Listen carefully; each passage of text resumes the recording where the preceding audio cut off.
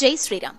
జనవరి 22వ తారీఖున మన గృహాల్లో 5 దీపాలెందుకు వెలిగించాలి, ఎలా పెట్టాలి తెలుసుకుందామా? నారాయణుడు నరుడిగా రూపం దాల్చి ఎన్నో కష్టాల్ని మనలాగే అనుభవించి ఎక్కడా తొణకని బెణకని తన సుగుణాలతో అప్పట్నుంచి ఇన్ని యుగాలు దాటినా మనిషి జీవితం ఎలా ఉండాలో జీవించి చూపినవాడు శ్రీరామచంద్రమూర్తి. ఎప్పటికైనా రామయ్య తన రాజ్యానికి రాకపోతాడా అని 500 ఏళ్ల నుంచి 5 తరాలు తమ కన్నీటితో రామనామంతో ఆవేదనతో పోరాడే శక్తి లేక సాధించుకునే మార్గం తెలియక తమ దేహాల్ని వదిలి వెళ్లిపోయారు. మళ్లీ 100 ఏళ్ల తర్వాత ఈ తరానికి దక్కిన అదృష్టం మన రామయ్య ఆలయ నిర్మాణం, రామరాజ్య పాలనం. అందుకే 500 ఏళ్ల 5 తరాలకు ప్రతీకగా 5 దీపాలు తమ ఇంట వెలగాలని పండితుల సూచన.